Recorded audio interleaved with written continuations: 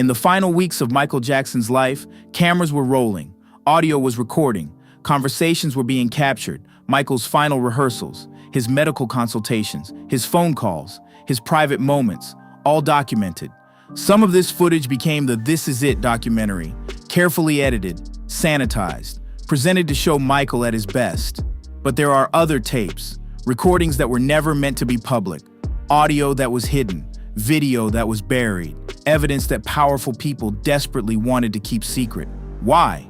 Because these tapes reveal the real story of Michael Jackson's last days, the warnings that were ignored, the neglect, the exploitation, the truth about what was happening while the world thought Michael was preparing for his comeback.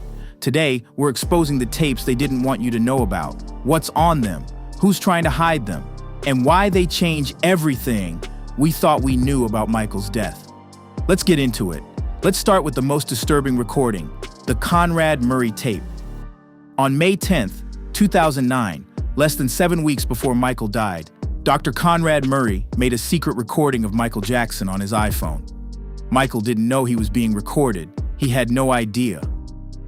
On the tape, Michael's voice is slurred, heavily sedated, almost incoherent.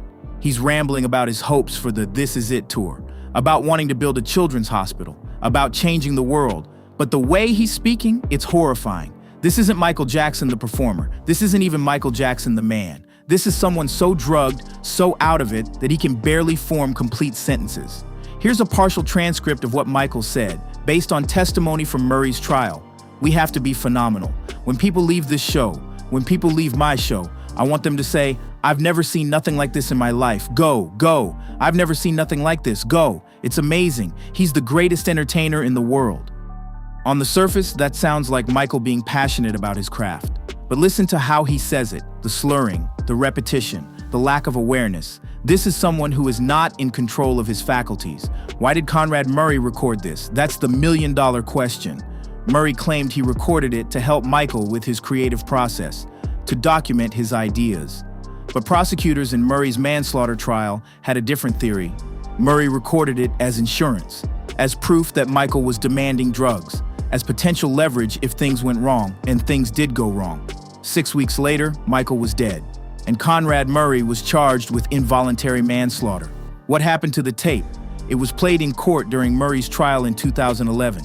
The jury heard it. The public heard portions of it, and it was devastating. People who heard the full recording said it was heartbreaking. Michael sounded like a completely different person, childlike, vulnerable, lost. This tape proved that Michael was being heavily medicated weeks before his death. And Conrad Murray, the doctor who was supposed to be caring for him, was not only allowing it, he was documenting it.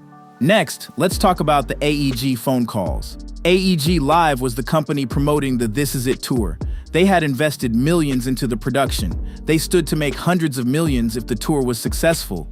But behind the scenes, AEG executives were having conversations about Michael.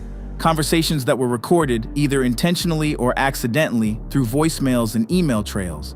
And these conversations, they reveal that AEG knew Michael was in trouble. The Randy Phillips email. Randy Phillips was the CEO of AEG Live. In an email sent just weeks before Michael's death, Phillips wrote about Michael's health and the concerns being raised by tour director Kenny Ortega. Kenny had sent an email saying Michael was in no condition to perform, that he was showing up to rehearsals disoriented, cold, unable to focus. Randy Phillips's response, according to court documents from the wrongful death lawsuit filed by the Jackson family, was dismissive. He essentially said they needed to keep Michael on track, that the show must go on, that too much money was at stake. The Kenny Ortega warning. Kenny Ortega, the director of This Is It, sent multiple emails expressing concern about Michael's health. In one email dated June 14, 2009, just 11 days before Michael died, Kenny wrote that Michael appeared lost, cold, and frightened. He said Michael needed professional guidance and that continuing with rehearsals in Michael's current state was dangerous. AEG's response? They sent Conrad Murray to handle Kenny, to assure him that Michael was fine, that everything was under control, but it wasn't. And 11 days later, Michael was dead. The Paul Gongaware messages. Paul Gongaware, an AEG executive, was also part of email chains discussing Michael's health. In messages revealed during the wrongful death trial, Gongaware talked about Michael's dependency on medications and his history with painkillers. The Jackson family argued that these emails proved AEG knew Michael was at risk and pushed forward anyway because of financial pressure. AEG denied negligence and ultimately won the wrongful death lawsuit. But the emails and phone records showed one undeniable truth. People in power knew Michael was struggling and they chose to keep the machine running. Now let's talk about the rehearsal footage they buried. We've discussed some of this before, but it's worth going deeper. The This Is It documentary shows Michael looking energetic, focused, and ready for the tour. But people who were there during those final rehearsals tell a very different story. What was deleted? According to multiple crew members and dancers, there was footage of Michael collapsing during rehearsal, not fainting dramatically, but his body simply giving out. Crew members had to help him to a chair. Unable to sing, takes where Michael's voice was so weak he couldn't get through a song. These were edited out and replaced with stronger performances. Visibly shaking, extended footage of Michael's hands trembling, not just brief moments, being helped off stage. Michael needed physical assistance to walk after certain numbers because he was too exhausted or weak. Stopping mid-performance, Michael halting rehearsals and saying he couldn't continue, asking for breaks, looking disoriented. Why was it buried? Because releasing that footage would have exposed the truth.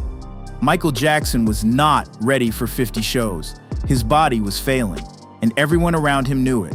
AEG needed the documentary to be a success. They needed to recoup their investment. They needed the narrative to be Michael was fine and the tour would have been amazing.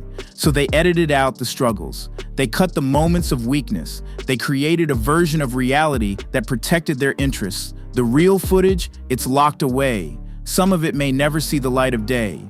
Let's talk about the medical records audio. After Michael's death, investigators obtained medical records and audio recordings from doctors Michael had seen over the years. Some of these recordings were used in court. Others have been kept sealed. What we know exists: recordings of Michael seeking medication, audio of Michael calling doctors, asking for prescriptions, using aliases to avoid detection. These recordings show the extent of Michael's dependency and the lengths he went to obtain drugs. Doctor consultations discussing his pain.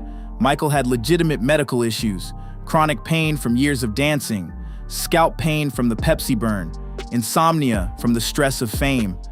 Recordings exist of Michael describing his suffering to doctors. Prescriptions under fake names. Court documents revealed that Michael used multiple aliases to get prescriptions: Omar Arnold, Josephine Baker, Paul Ference, and others. There are records of pharmacies filling these prescriptions, and some involved audio-video from pharmacy surveillance.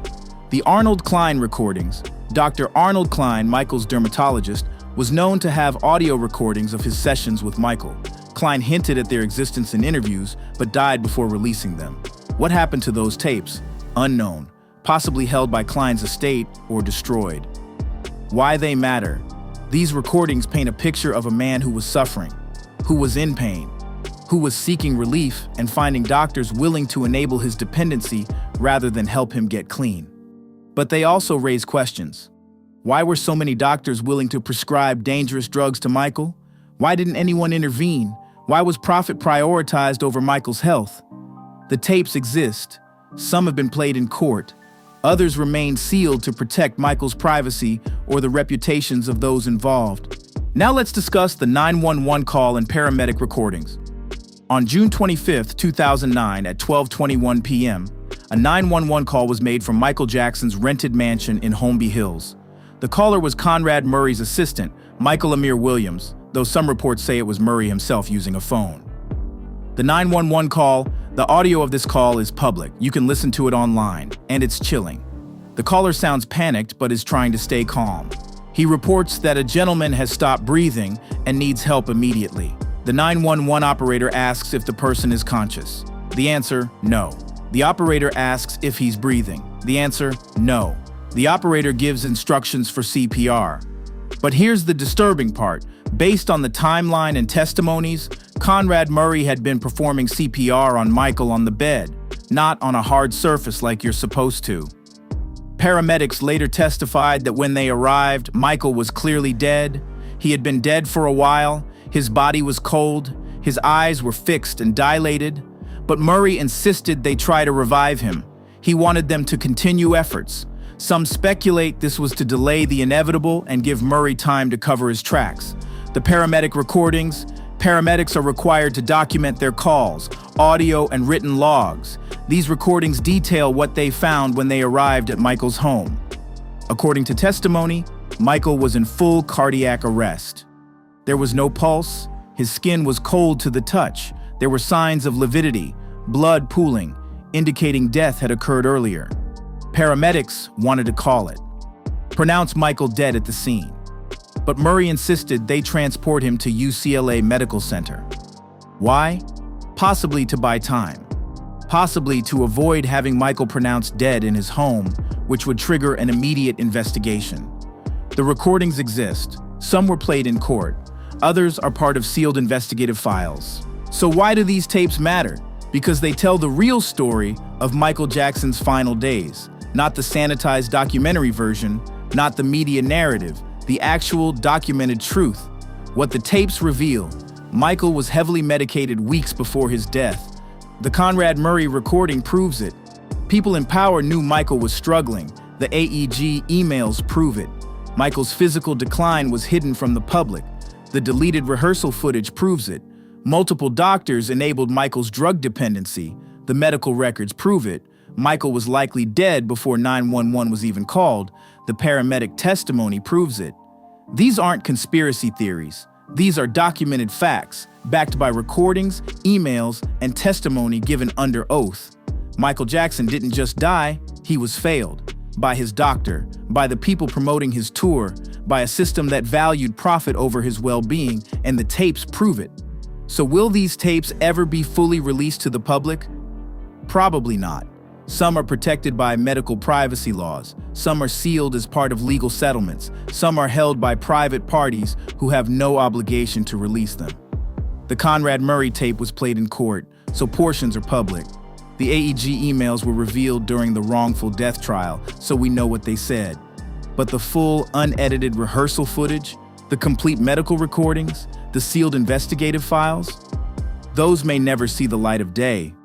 Why? Because releasing them would implicate powerful people. It would reveal negligence. It would open the door to more lawsuits. It would damage reputations and cost money. So they stay hidden, protected, locked away. But the fact that they exist, that's enough. Because it means the truth is documented. Even if we never hear it all, it's there. And Michael Jackson's children, his estate, and his fans deserve to know that the truth is preserved, even if it's buried. So there it is. The tapes they didn't want you to know about. Michael Jackson's last days, documented and hidden. The Conrad Murray recording, the AEG emails, the deleted rehearsal footage, the medical records, the 911 call, the paramedic testimony. All of it points to the same conclusion. Michael Jackson was failed by the people who were supposed to protect him, and the tapes prove it. What do you think? Should all of these recordings be made public? Do we have a right to know the full truth? Or should some things remain private? Let me know in the comments below. And if this video opened your eyes to what really happened in Michael's final days, smash that like button and subscribe to King of Pop for more truth, more evidence, and more stories that defend Michael's legacy. Hit that notification bell so you never miss an upload. Thanks for watching. The truth matters, the tapes exist, and one day, justice will be served. Peace.